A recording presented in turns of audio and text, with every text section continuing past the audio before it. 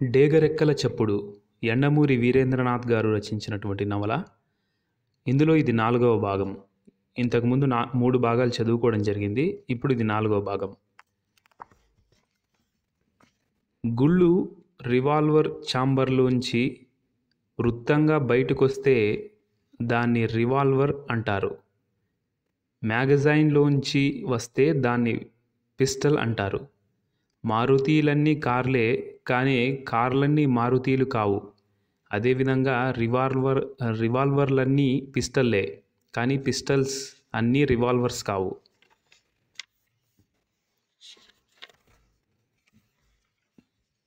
భక్తులందరూ పాపులు కారు, కానీ పాపులందరూ భక్తులే. అభద్రతాభావం పెరిగే కొద్దీ భక్తి ఎక్కువ అవుతుంది. అందుకే చిన్నపిల్లలు, యువత చాలా వరకు స్వాముల్ని, బాబాల్ని నమ్మరు. భక్తి అంటే భగవంతుడి పట్ల కృతజ్ఞతాభావంతో వచ్చిన తదాత్మ్యత. అది 2 రకాలు. నిర్మలమైన జీవితం ఇచ్చి కోరికలు తీరుస్తున్నందుకు కావచ్చు, చేస్తున్న వెధవ పనులను చూసి చూడకుండా వదిలేస్తున్నందుకు కావచ్చు. జీవితం కాలువలాంటిది. భగవంతుడిని నమ్ముకుంటే ఆయన పడవ ఏర్పాటు చేస్తాడు. నిన్ను నువ్వే నమ్ముకుంటే ఈదుకుంటూ వెళ్ళవచ్చు. ప్రతిసారి పడవ కోసం ఎదురు చూడకుండా ఉండటం కోసమే కదా ఆయన నీకు ఈత నేర్పాడు. భగవంతుడి ప్రార్థనలో నీకు శాంతి లభిస్తుందే తప్ప పరిష్కారం కాదు. ప్రార్థన వల్ల వచ్చిన ప్రశాంతతతో పరిష్కారం వెతుక్కోవలసిన బాధ్యత నీదే. ఏ భాషలోనైనా రచయితలు తమ పాత్రల్ని 2 రకాలుగా చిత్రీకరిస్తూ ఉంటారు. మంచివాళ్ళు, ప్రొటగనిస్ట్, చెడ్డవారు, అంటాగనిస్ట్. కొందరు చెడ్డవారు కథ చివర్లో మంచిగాను, కొందరు మంచివారు తమకి జరిగిన అన్యాయం వల్ల కథ మధ్యలో చెడ్డవారుగా మారవచ్చు. అది వేరే సంగతి. రచయిత రాసింది చదివే కొద్దీ పాఠకులు ఒక పాత్ర పట్ల ఇష్టమో అయిష్టమో పెంచుకుంటారు. రచయిత దాన్ని కొనసాగించాలి. ఒక పాత్ర ఒకరోజు మంచి చేసి మరుసటి రోజు విలన్గా మారి, ఆ తర్వాత ఒక త్యాగం చేసి ఆపై రోజు మర్డర్ చేస్తే పాఠకులు అయోమయం చెందుతారు. అందువల్ల రచయితలు అటువంటి రిస్క్ తీసుకోరు. కానీ నిజ జీవితంలో మనుషులు అలాగే ఉంటారు. లంచాలు తీసుకొని గుళ్ళు కట్టించటం నుంచి, ఇంట్లో భార్యని హింసిస్తూ బయట సామాజిక సేవ చేయటం వరకు అన్నీ ప్రతి మనిషిలోనూ ఒక హీరో, ఒక విలన్ ఉంటాడు. ఒకటి మాత్రం సత్యం, వ్యాపారస్తుడికి ప్రతి అమ్మకంలో కొంత భాగం ఉంటుంది, కొంత లాభం ఉంటుంది. ఆ అమ్మకం ఆ ధరకి జరగదని తెలిసినప్పుడు అతడు తన లాభంలో కాస్త తగ్గించుకోవటానికి సిద్ధపడతాడు. దాన్నే మన భాషలో బేరం అంటారు.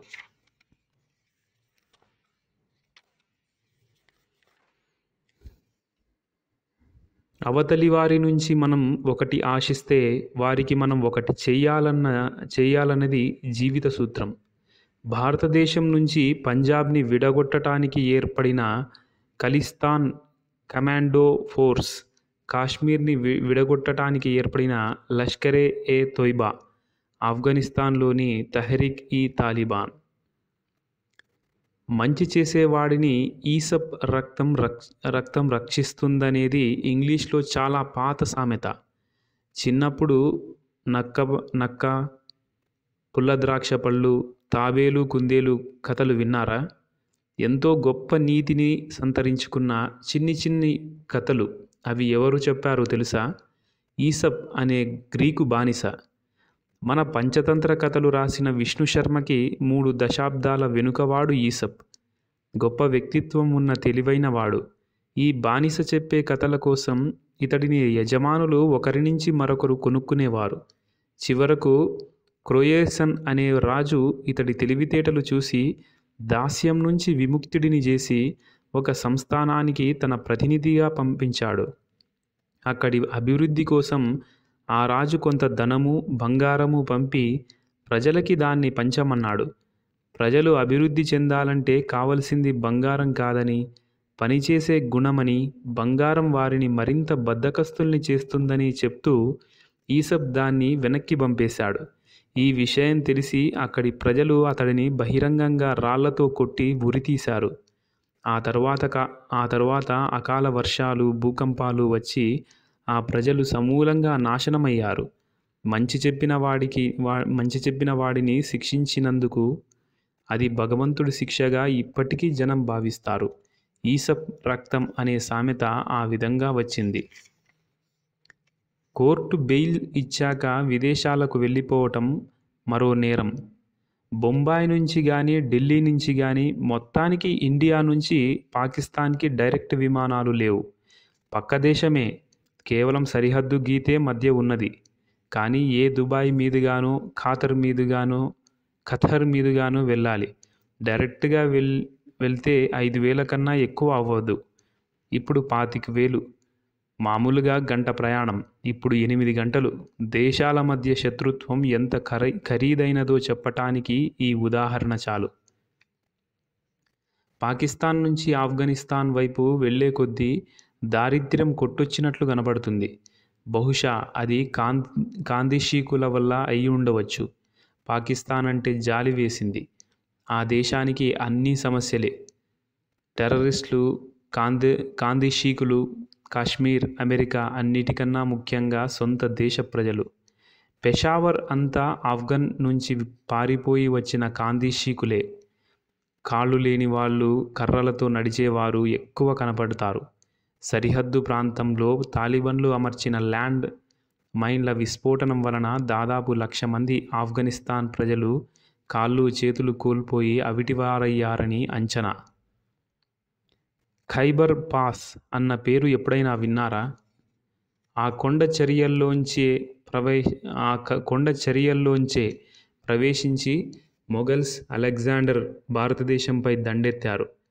ఆఫ్ఘనిస్తాన్ని బ్రిటిషర్లు జయించింది కూడా ఆ దారి గుండా విమానం వెళ్ళే రన్వే మధ్య అడ్డంగా రైల్ ట్రాక్ ఉన్న ఏకైక విమానాశ్రయం పెషావర్లోనే చూస్తాం. ప్రపంచంలో ఇంకెక్కడా ఇలా ఉండదు.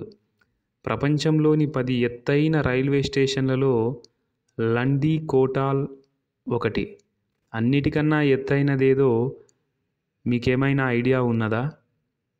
చైనా నుంచి టిబెట్ వెళ్ళే దారిలో ఉంది కిన్ జాంగ్ రైల్వే స్టేషన్. దాదాపు 16,000 అడుగుల ఎత్తు. ప్రయాణికుల కోసం రైల్వే కంపార్ట్మెంట్లో ఆక్సిజన్ సిలిండర్లు కూడా ఉంటాయి. గాలి అందక మొన్నే ఒక ప్రయాణికుడు గుండెపోటు వల్ల మరణించటంతో ఆ ఏర్పాటు చేశారు. ప్రయాణానికి డాక్టర్ సర్టిఫికేట్ కోరే ఆలోచన కూడా ఉన్నది. ఆ ప్రాంతంలో అఫ్రీదీ జాతి గిరిజనులు ఎక్కువ. ఆ స్త్రీ పరాయి పురుషుడి ముందు ముసుగు తీయదు. డాక్టర్కి, పేషెంట్కి మధ్య ఒక తెర. దానికి జామకాయ పట్టేంత రంధ్రం ఉంటుంది. సంభాషణంతా తెరకి అటూ ఇటూ జరుగుతుంది. ఇక్కడ కొయ్య కాళ్ళకి చాలా డిమాండ్. రెడ్ క్రాస్ వారు పంపే కృత్రిమ కాళ్ళు సరిగ్గా అమరవు. ఒక్కోసారి కుడి కాలుది ఎడమ వైపు కూడా తాత్కాలికంగా అమర్చుకుంటారు. వ్యాన్లో కాళ్ళు వస్తున్నాయని తెలియగానే ఇక్కడ రద్దీ ఏర్పడుతుంది. అంతమంది అవిట్టి వాళ్ళు ఒకరినొకరును తోసుకోవడం చూస్తుంటే కళ్ళు చెమరుస్తాయి. ఆ ల్యాండ్ మైన్లు అమర్చిన వారు ఏమి సాధిద్దామనుకుంటున్నారో తెలియదు. పాక్ సైన్యాలు తమ ప్రాంతంలోకి రాకుండా తాలిబన్లు అమర్చిన ల్యాండ్ మైన్ల విధ్వంసానికి ఎక్కువగా బలి అయ్యేది అమాయక గిరిజనులే. చెవిటివారికి అవతలివారి అద్భుత నృత్యం కోతి గంతుల్లా కనబడటంలో ఆశ్చర్యమేముంది? ట్రాజడీలో ఉన్నప్పుడు కామెడీగా ఆలోచించమంటారు సైంటిస్టులు. ఓవిడ్ అనే కవి 2000 సంవత్సరాల క్రితం ప్రేమపై కవిత్వం రాసిన తొలి కవుల్లో ఒకరు. అయితే ఆ రోజుల్లో ప్రజలకి అవివాహితుల మధ్య ప్రేమ అంటే పరమ అసహ్యం ఉండేదట. వివాహం ముందు ప్రేమని వారు కలలో కూడా ఊహించేవారు కాదట. భార్యాభర్తల మధ్య ప్రేమ కవిత్వం ఉండాలని భావించిన ఆ ప్రజలు అతడిని వెలివేసి బహిష్కరించారు.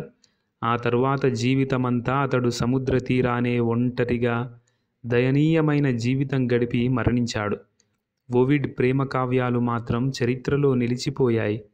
బహుశా అతడే తర్వాతి జన్మలో కుహానా మర్యాదస్తులు వెలివేసిన చలాంగా పుట్టి ఉంటాడు. భారతదేశంలో మారుతి స్విఫ్ట్ని పాకిస్తాన్లో మెహ్రాన్ అంటారు. లంచగొండితనం విషయమై ప్రపంచ చార్టులో మన 2 దేశాలు 5-6 స్థానాలు ఆక్రమిస్తాయి. జీవితపు మెలోడ్రామాలో అనుభవాలు కామాలైతే మరణం ఫుల్ స్టాప్. తన జీవన విధానాన్ని అనుక్షణం సపోర్టు చేసుకోవటమే రాముడైనా రావణుడైనా ప్రతి వ్యక్తి లక్షణం. అంతవరకు బాగానే ఉంది. కానీ రాముడి లక్షణాలని ఆరాధిస్తూ పక్కింటి సీత వైపు చూసే విధానంలోనే ఏదో తప్పుంది. ఇండియా నుంచి పాకిస్తాన్లోకి ప్రవేశించటం ఎంత కష్టమో పాకిస్తాన్ నుంచి ఆఫ్ఘనిస్తాన్లో ప్రవేశించటం అంత సులువు.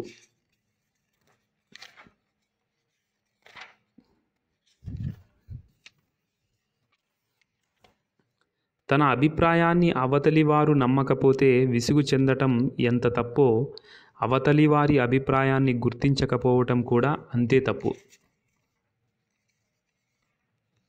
ఒక బాంబు పేలినప్పుడు ఎన్ని వేల ట్రినిట్రోటోయెన్స్ శక్తి విడుదలవుతుందో దాన్ని బట్టి ఆ బాంబు పవర్ లెక్క కడతారు.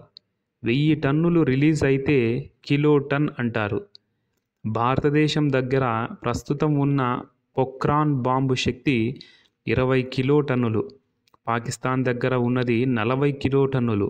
హిరోషిమాపై 2వ ప్రపంచ యుద్ధ కాలంలో అమెరికా వేసింది 15 కిలోటన్నులు. దీన్ని బట్టి అర్థమైందనుకుంటాను. మరి మెగాటన్ అంటే మిలియన్ టన్నులు. తాలిబాన్ శిక్షణ తరగతుల్లో కొన్ని వీడియోలు చూపిస్తారు. సిద్ధాంత స్థాపన కోసం యువకులు చేసే ఆత్మార్పణని వీడియో ఫిలిం తీసి కాబోయే ఉగ్రవాదులకు ప్రేరణగా చూపిస్తారు. మతం కోసం ప్రాణం పోగొట్టుకోవటంలో ఎలాంటి తృప్తి ఉన్నదో ఫీల్ అయ్యేటట్టు చేస్తారు. మీడియాని కంట్రోల్ చేయటంలో భారతదేశం కన్నా ఎన్నో రెట్లు పాకిస్తాన్ ముందుంది.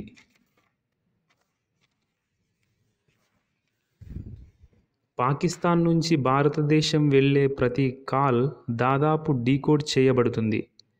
అందులోనూ స్మగ్లర్స్ ఫోన్ అంటే మరీ ప్రమాదం. ఫోన్ చేసిన 10 నిమిషాల్లో పాక్ ప్రభుత్వానికి ఆ విషయం తెలిసి రంగంలోకి దిగుతుంది. ఒసామా బిన్ లాడెన్ మాటలు గుర్తొచ్చాయి. యువకులకి మా పాఠశాలలో లెక్కలు, విజ్ఞానం, శాస్త్రం చెప్పం. కేవలం మత ధర్మశాస్త్రం బోధించి సైనికులుగా తయారు చేస్తాం. ఒక పని సాధ్యం కాదు అనుకోవటానికి కారణం మనం ఇంకోలా ఆలోచించకపోవటమే. బ్రిటిష్ ప్రభావం ఉన్న భారతదేశంలో ఆదివారాలు ఆఫీసులకి సెలవు. పూర్తి హిందూ మత దేశమైన నేపాల్లో పవిత్ర శనివారం సెలవు దినం. అదేవిధంగా చాలా ముస్లిం దేశాల్లోనూ, చివరికి ఇజ్రాయెల్లోనూ ఆదివారాలు పోస్టాఫీసులు పనిచేస్తాయి. వారికి శుక్రవారం సెలవు. ఒక సమస్యకి పరిష్కారాన్ని వేర్వేరు కోణాల్లో ఆలోచించటాన్ని సమాంతర ఆలోచన అంటారు. ఒక కుర్రవాడు తెలివైన వ్యక్తిగా ఎదగాలంటే పౌష్టికాహారము, తల్లిదండ్రుల సంస్కారము, ఇంటి వాతావరణము, చదువు, చుట్టూ ఉన్న స్నేహ బృందము మొదలైనవెన్నో అంశాలు బాల్యాన్ని ప్రభావితం చేస్తాయి. ఆ రోజుల్లో పాకిస్తాన్, బంగ్లాదేశ్ ఒకే దేశంగా కలిసి ఉండేవి. బెంగాలీలు పాకిస్తాన్ నుంచి వేరే దేశంగా విడిపోవాలని కోరుకున్నారు. భారతదేశం సహాయంతో బెంగాలీలు గెలిచారు. పెషావర్ పట్టణంలో కూడా మరో చాందినీ చౌక్ ఉంది. తాను ఎన్నుకున్న గమ్యాలను బట్టి మనిషి నుదిటి రేఖలు మారుతూ ఉంటాయన్నది యథార్థవాదం. యుద్ధంలో పక్క సైనికుడి మరణం గురించి ఆలోచించటం స్వీయ మరణాన్ని ఆహ్వానించినట్లే. రష్యన్లు చాలా మొండివాళ్ళు. ఒక పట్టాన బెదరరు. వ్యక్తులు నేరం చేస్తే చట్టం శిక్ష వేస్తుంది. దేశాలు నేరం చేస్తే ఎవరు శిక్షిస్తారు?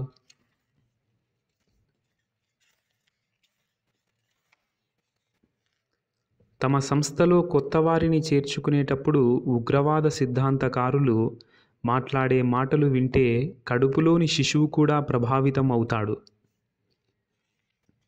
అనుకోని పరిస్థితులు చుట్టుముట్టినప్పుడు మనిషి ఆలోచించే జ్ఞానాన్ని కోల్పోతాడు. దీనికి ఎవరూ అతీతులు కారు. లోకజ్ఞానం లేకుండా అంతర్ముఖులైన వారే తమ తమ రంగాల్లో నిష్ణాతులవుతారన్నది జగమెరిగిన సత్యం. మతమౌఢ్యం కొందరిని ఉగ్రవాదులుగా చేస్తే ఆకలి చాలామందిని టెర్రరిస్టులను చేస్తుంది. అనవసర విషయాల గురించి ఆలోచించకపోవటం గెలుపు యుద్ధంలో తొలి సూత్రం. తన శత్రుదేశంపై దాడి చేయాలనుకున్నప్పుడు కానీ, తన శత్రువుని చంపాలనుకున్నప్పుడు కానీ అమెరికా ఆ విషయాన్ని తన మిత్రదేశాలకు కూడా తెలియనివ్వదు. మూడో కంటికి తెలియకుండా ఆ పని పూర్తి చేసి ఆ తరువాత ప్రపంచానికి ఆ విషయం వెల్లడి చేస్తుంది. రహస్య స్థావరంలో దాక్కున్న సద్దాం హుసేన్ విషయంలో అదే జరిగింది. ఒసామా బిన్ లాడెన్ విషయంలోనూ అదే జరిగింది.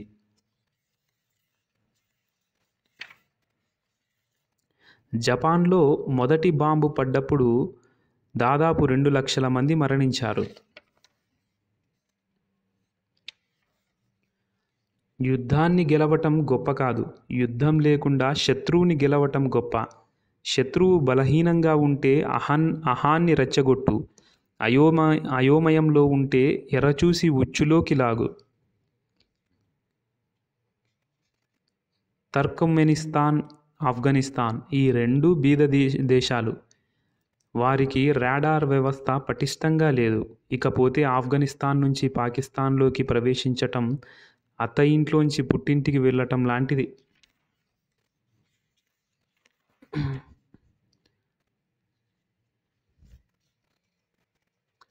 మన రాజకీయ మాఫియాని ఎదుర్కొనటానికి ఒక కొరడా కావాలన్నాను. కలుపు మొక్కల్ని తీసేయాలే తప్ప సమూల దేశనాశనం పరిష్కారం కాదు. మా నాయకులు నికృష్టులైతే అవ్వొచ్చుగాక, కానీ మన దేశం పవిత్రమైనది.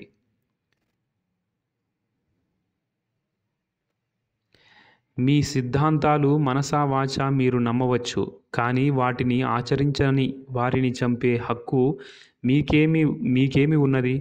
మీ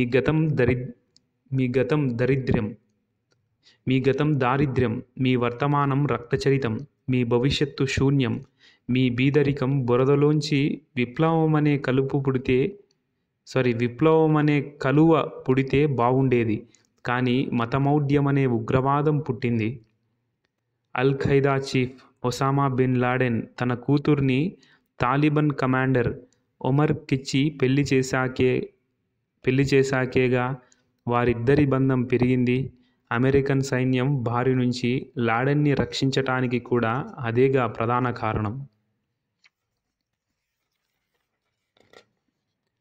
జీవితంలో ప్రేమలు కేవలం కామాలంటారు అనుభవజ్ఞులు. ఒకరికి ప్రేమ కామా అయి మరొకరికి ఫుల్ స్టాప్ అయితేనే కష్టం. ఏమీ లేకుండా వచ్చి ఏమీ తీసుకెళ్లకుండా వెళ్ళటమే జీవితం.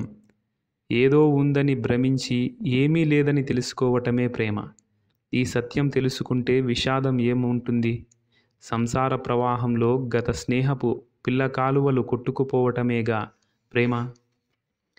సో ఈ యొక్క డేగరెక్కల చప్పుడు పుస్తకం పూర్తిగా చదవడం జరిగింది. కేవలం ఇందులో ముఖ్యమైనటువంటి పాయింట్స్ని మాత్రమే మెన్షన్ చేశాను. ఇది 4వ భాగం.